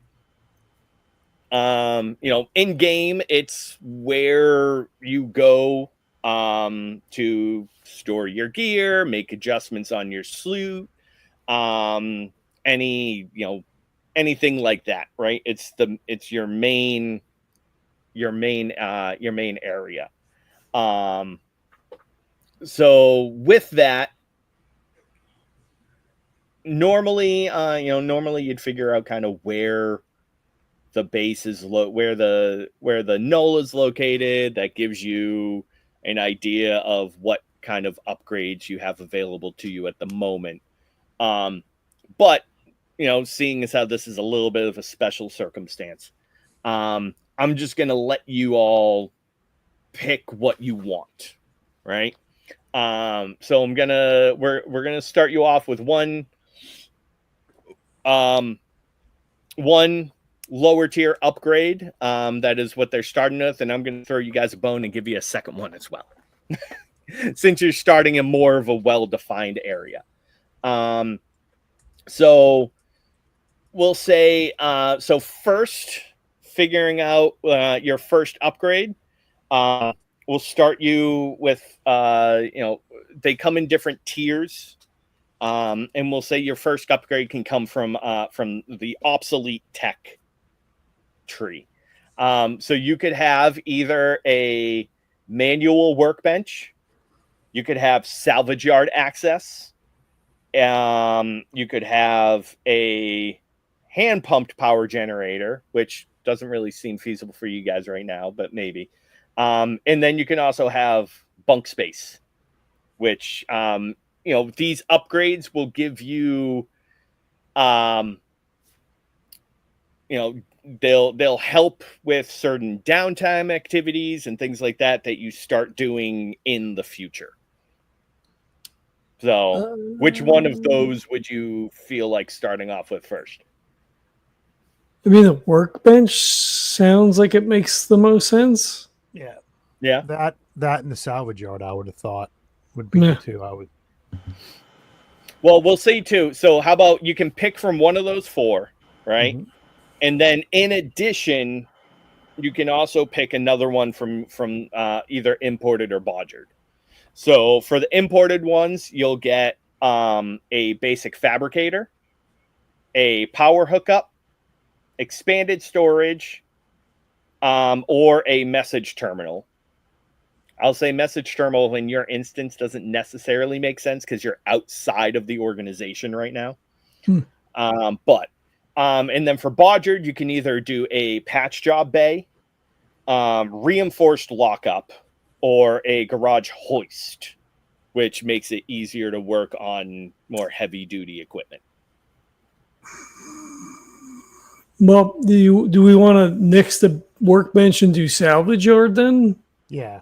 What does it? Salvage yard will give you access to salvage, to parts that might make it easier. Does it make sense? Workbench would still make it easier to actually work on things. Yeah. I mean, it's a local junkyard. Does that make sense in this instance since everybody's dead and there's nothing else here? Well, it's also, I mean, it's a scrapyard in the sense of it could also be stuff that they have collected, stored away, right? Yeah. Right. What do you guys think? I mean, we could just drag a table over and use that as a workbench, right? Yeah. I would say the salvage yard, and then the other one would be a fabricator or power hookup, right? That's what I was thinking, but I don't know what you guys think. I mean, fabricator sounds good. Patch job bay doesn't sound terrible either. Low quality but functional suit parts and supplies. So, give us a sense of what does that mean exactly? So this is all for if you during downtimes when you try to. So if you're trying to create and install your own suit parts, then something like a basic fabricator would help with that. Same thing with the patch job bay. If you have any defective or broken suit parts, right, or any equipment, then you'll be able to repair that stuff a little easier. But suit parts, there's a pretty big swing in what's available, right? Like we're not gonna make a HUD with the prefabricator. So like what sort of parts does it give us? You know what I'm saying? Like in a practical sense, like what is it that we can make, and is that useful? Just like Versus is it repair, like something patching else. stuff up. Yeah. Is it patching up or just upgrades? Like, is it a narrative like, oh, your armor took a hit, you've got the fabricator, you can fabricate a new piece of the armor that you have, sort of Right, thing. exactly. Yeah, you could do that. Okay, I mean, I don't know. It's one of those things where it's all, again, it's all fairly narrative. So if you can make it work in the narrative, then it works. Right, but we're not going to make like the best battery in the manual because No, we exactly. don't have access. Yeah. Yeah. I mean, in theory, you might be able to, but it's going to be a lot of hard work and take a lot of spare parts Yeah. that, you're more than likely not going to be able to do without high-tech equipment. So, right. Well, the thing that I would fight for might be the power hookup as well, just because of, it seems like when it comes to charging our suits, we always seem to have a problem. It always seems to be something where it's always like, oh shit, we only have so much time to do these kind of things, and I know we've got a hub now, so maybe that won't be a big deal, but I don't know. Well, if there's Oh, four bays already, we can plug the suits in to the existing bays, right? Like, okay, yeah. Okay. Well, so I will say if you do that power hookup upgrade, right, then we basically just say like those bays are hot or more advanced than they would have been, which means they're more they'll efficient. charge exactly. So they charge your suits better and faster, right? Okay. I'm not opposed to that. Okay. Yeah. But I was just throwing my hat into the ring there. So like, if you guys think like, doing a fabricator is more important, then I'm totally up for that as well. So. What do you think, Kevin? I mean, if we have the salvage yard, we might not need the fabricator, right? Like if we, in theory, maybe have access to parts. Yeah. Yeah, go salvage yard and then hook up, right? So then we have parts to patch ourselves up, and we've got a better way of charging our suits, because that the charging up the suits seems to be something that's popped up quite a bit with us. Right, yeah. Getting it done. Yeah. So I think to Kurt's point, that might be one to definitely have. Okay. Yeah. I'm down for that. Just so similar to what you guys just did with downtime too, anytime you come back here, right, and you have, maybe you have like nobody's injured and you don't really have anything else you want, like upgrading your garage is also a thing that you can do. So, okay, cool. All right. So yeah, you officially have a base, guys. You are now the proud new owners of Under the Bridge. Nice. Cue the Red Hot Chili Pepper song. I was going to say it fades out to Anthony Kiedis singing. Right. Hopefully yours goes a lot better than his experiences under the bridge. Correct. Yeah. Nice. All right. Is there anything else that you guys want to get done in the meantime here?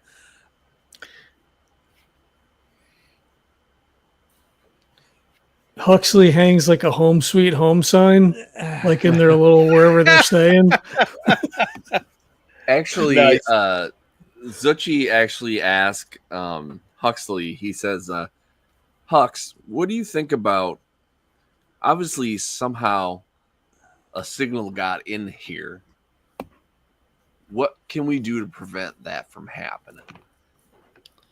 I mean, wandering around, everything looked like it was sealed the way that it was supposed to. I don't know if What the fuck's his name? Jansen. Jansen.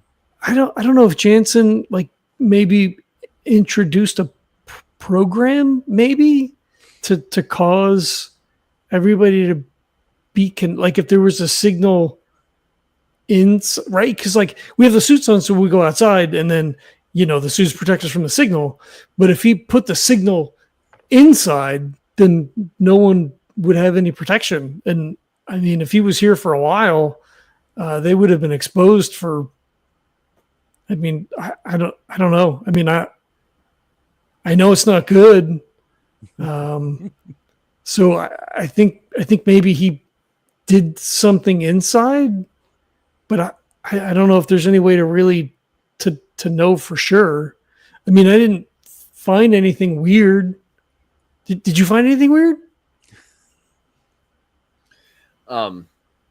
So Zuchy kind of like stares at Hux for a little bit and then just kind of like looks down at his watch, looks back up at him. He doesn't really know if he wants to say anything, but he kind of sighs a little bit and he just says, well, it's one thing I kept from you, Hux, and I do apologize, but remember when I told you that I got a reaction out of Brock? Yeah, it was a couple of days ago. Yeah. Did he like get again? Like did he like squeeze your fingers or something? No. This is that same reaction. It wasn't anything that was physical. He talked to me through my watch. I think Huxley like inadvertently like just like takes a step back. Like is he connected in here? Like like there shouldn't be a signal in here anymore. Like is he connected something like that might be a problem, Mr. Zuchy. Like I don't know. Like he shouldn't. I mean, how? I don't. I've never seen anything like that. I mean, it's not like we bring anybody in really. I mean, they brought me in, but like, oh, you tied him down, right? I did. I think what we're gonna have to do is I think maybe we're just gonna have to do some systems check every once in a while just to make sure that nothing's getting through. But I have a feeling no matter where we go, there's always going to be something getting through. Okay, maybe we should lock his door when we're not around. And then maybe we can look into if there's any shielding we can do. Maybe put him in like a Faraday cage, kind of. I mean, if there's parts and stuff, I mean, I might be able to rig something up, but maybe that's the only thing keeping him alive right now. We've made it this far. We'll just keep an eye on him. We already are, right? We're checking on him, making sure he's all right, but we'll just,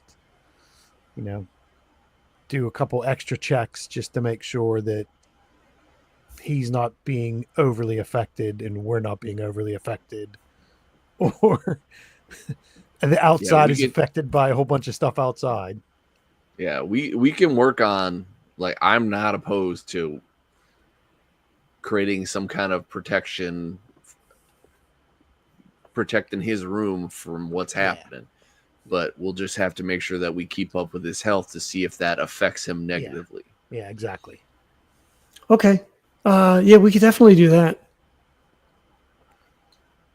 And he kind of like looks down a little bit and kind of almost does the Huxley thing where he kind of shuffles his foot along the ground or whatever. And he says, I just want to apologize for bringing this trouble to y'all.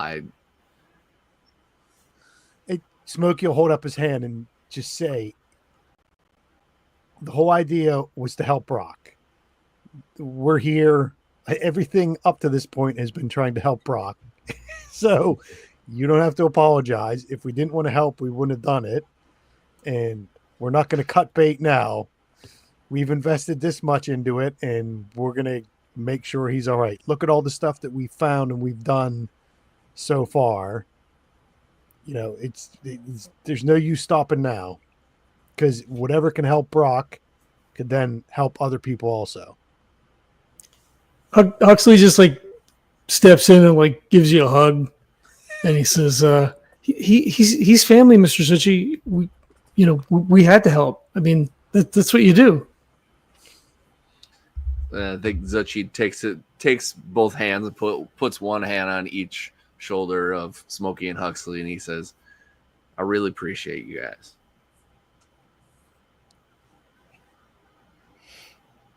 And Zuchy, at that moment, you get a vibration on your watch, and you get a little bleep bleep alert. And he doesn't look at the guys, even though he knows that they're probably watching intently, and he'll look at his watch. All right, and you see a little pixel image of a sandwich. It looks like a BLT with like a little olive pick stuck in the top of it. That pops up, and then like a little bite gets taken out of it.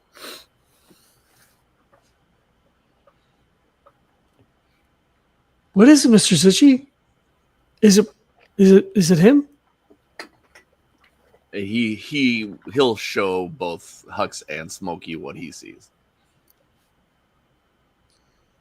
I mean, I guess he's hungry. I guess that's good if he can communicate. It's just kind of like, yeah. Well, I guess we'll find out, won't we? Let's go get him a sandwich. Obviously, he's hungry. And I assume there's like like food, like protein bags that we could like. How the fuck? I guess you'd have to put a fucking nose tube in him, I guess, to feed him. I mean, you can do like, there's like IV bags and stuff like that too. intravenous You can stuff. yeah. Okay. Yeah. I mean, yeah. Huxley would do. I'm sure he's a nurse. He can figure it out. I think usually, like, if you're gonna force feed somebody like that, it's usually like in through the nose, down into the stomach, sort of thing. All right, sure, yeah. Right, because IV is going to go into the vein. You're not going to. Yeah. If you got to give actual protein, right? Like you'd have to. Yep. Because I'm assuming he can't like drink it and sure or whatever, right? Like. True, right? Sounds good. Yeah. So you want to go to? So yeah, you've set him up in a little room. So you make your way up into the room, and you open the door to go set everything up, and Brock is laying there on the bed, perfectly still, pretty much as Zuchy left him. Although now both his eyes are open, fully dilated, and he has a little bit of rapid eye movement, and there's just this over his left eye, which is the only one that's still functional, is this just slight green glow. It's like I don't think Huxley notices right away till like he gets in to like pull him up, right? So we want to get him to a seated position. And like, he's like, okay, well, this is going to be uncomfortable. And, we have to get some, if you're hungry, then, yada, yada. Like, and he steps back and he's like, ah, he's not supposed to look like that, Mr. Zuchy. That's not, I don't know. It's okay. It's okay, Hux. He hasn't done anything yet. So how about this? He's obviously communicated to us. So my guess is he has the signal in him. I can't believe I'm saying this, but obviously that's how he's communicating. So as long as he doesn't do anything to us, I think we will be okay. I will watch him. I'll help you out. And if anything happens, we'll take care of it. Okay. And he Trust kind of me. like cautiously steps back in and like he waves his hands in front of Brock's eyes to see if there's any, like, does he catch that move? Like, does it follow the hand or anything? Or Can you do me a favor and give me? no? Okay, you don't have to if you don't want to. I want to see how securely Huxley has locked down his equipment. On me? Yes. So I think I guess he would have like almost like bringing the tray over kind of thing with all the stuff on it. I'm not talking about physically. I'm talking about digitally. Oh, digitally? I don't know that he has anything on him right now. Like, if we're just talking about stuff, right? Like, they're just sitting in the room. Yeah. I'm assuming you have, like Zuchy has the smartwatch that's connected to his suit and that's everything like that. I'm figuring you have like a phone or I have something my phone like that, right? Yeah. Yep. Yeah, I don't think like we're inside. I don't think it's any sort of like extra procedure. Like when they're in the suits, it's in the suit, right? So like I don't think he necessarily would think about having anything like. All right.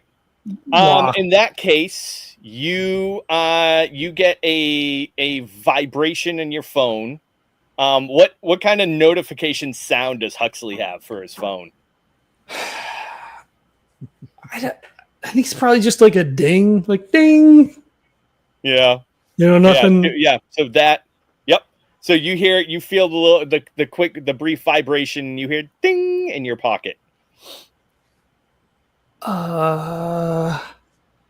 He slowly like reaches down into his pocket, pull it up, swipes up to open it because there's no passcode or nothing on it. Right. Yeah. And you have a message, a text message from an unknown number.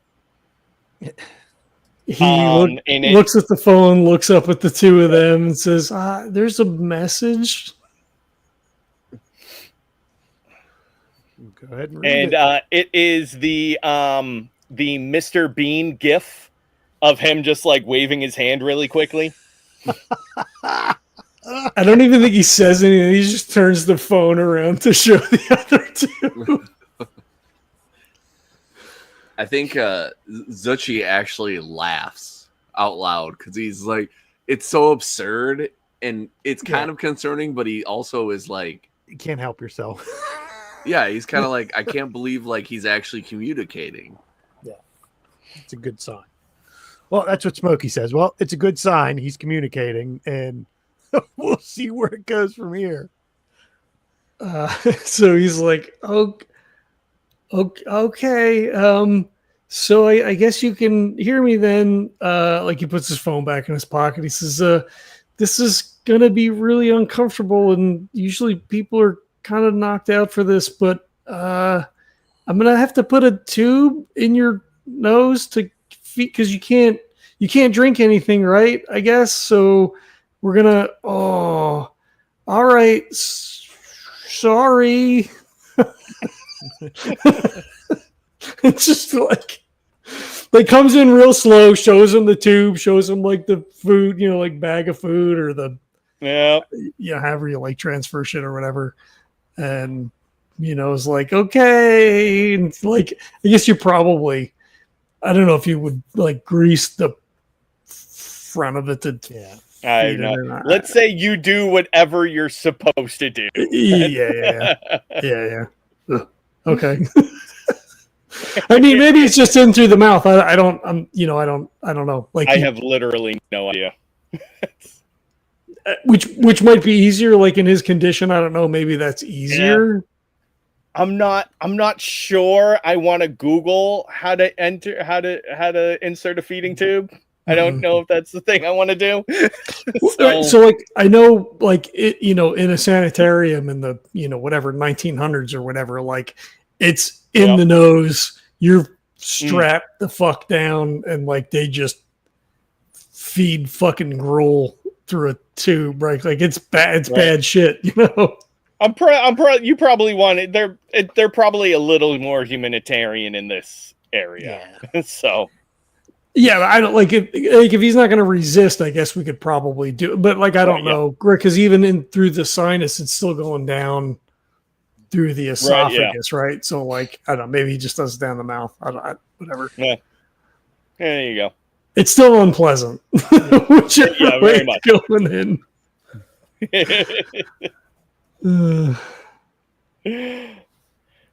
Yeah. So you get Brock all set up, and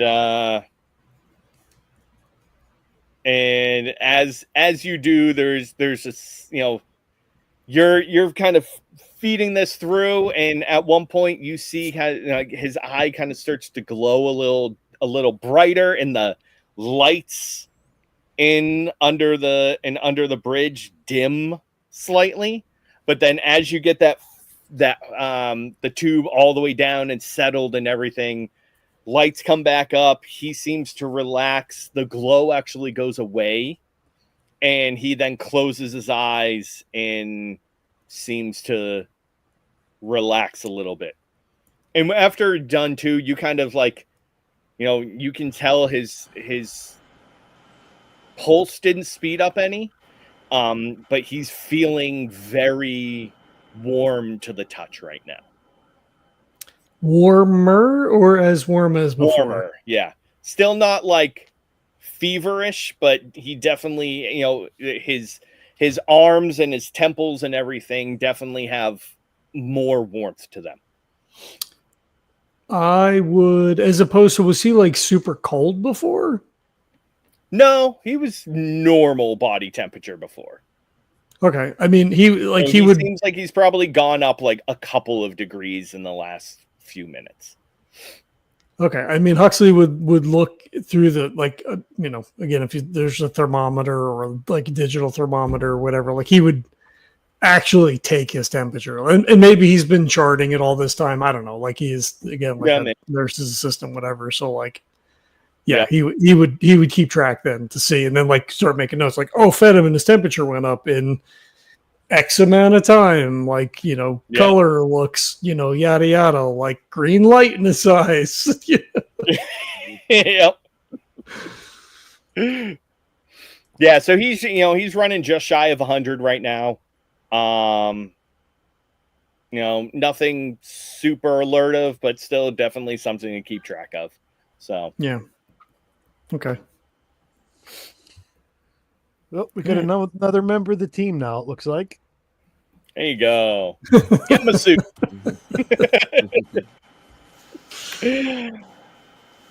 All right. Last quick thing to do. Let's see if we can hand out any marks.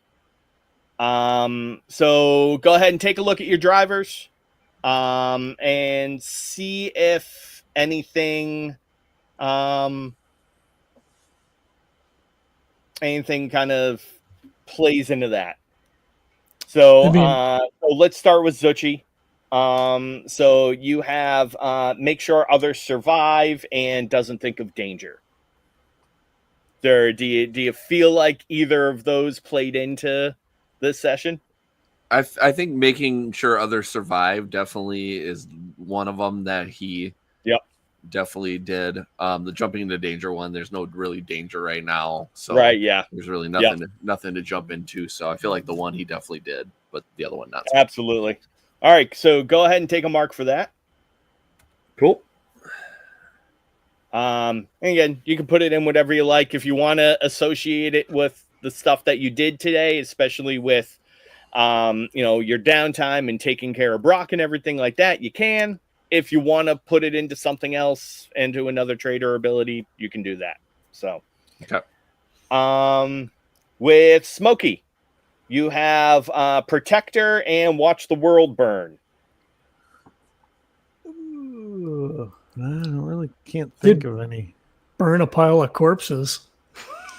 Well, that was last session. That was last session. I believe Yeah, we actually did for do last that. session. Yeah, we did do that Right. for last session. Yeah, I don't think either of those, for this session. No. All right, no worries. And then Huxley.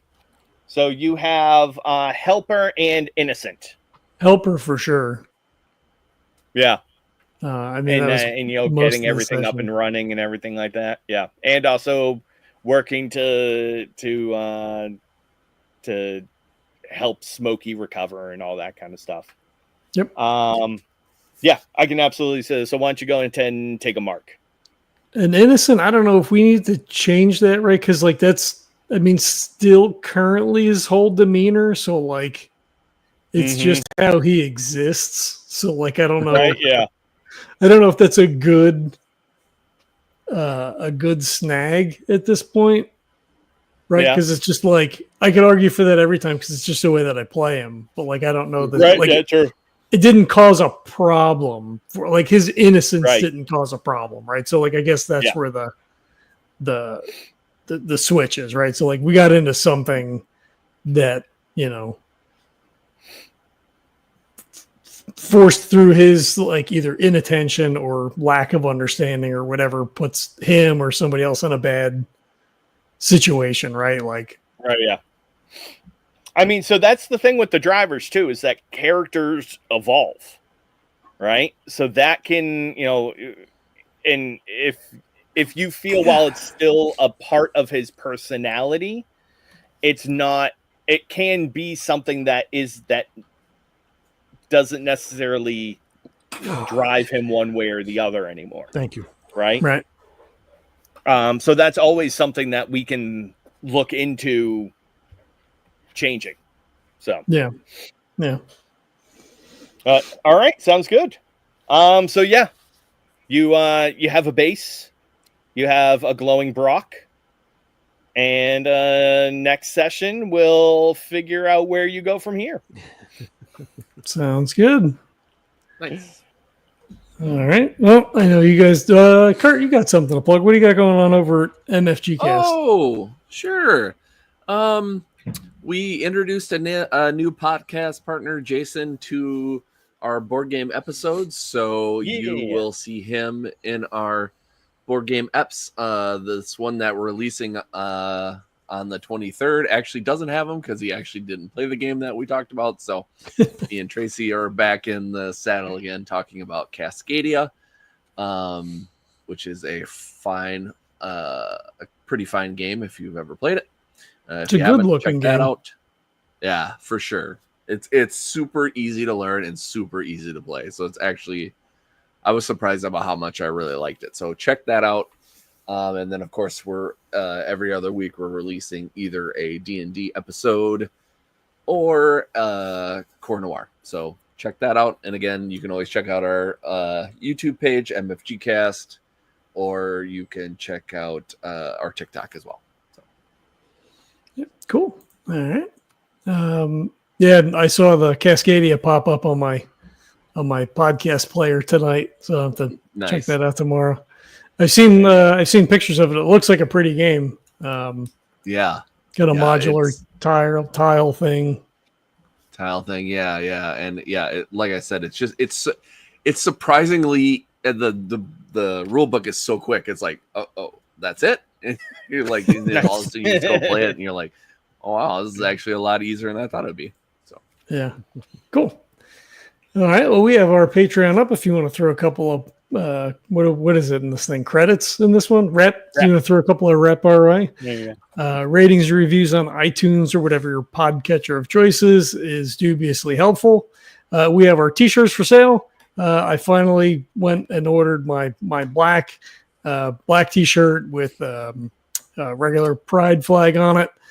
So I've got the set, white, gray, and black. I've got the whole continuum of colors. Nice. So that's coming in a little bit. So if you want to support our LGBTQ TIA causes, we're donating all the proceeds for all sales in the TeePublic store to Trevor Project and all that kind of stuff. We have a local place here. The markups aren't huge. Really want you to buy the shirt, so like it's not a huge markup. And TeePublic is always running a sale, so Yeah. We're And the shirts slowly, are awesome. slowly getting there. Pretty comfortable. The regular fit's nice. It's good fit. Feels good. Whatever. Go TeePublic, I guess. I want to thank everybody for watching. We appreciate you checking it out. We hope you're enjoying. Like, it's a play test, but kind of not a play test, but also kind of every once in a while we throw some mechanics in. So I don't know. Hey, we did 2 mechanics this session. Come on. Yeah. So hopefully that's cool to kind of get like a little bit of the actual like what's going on with game stuff. And thanks for checking it out. We'll catch you next time. Peace.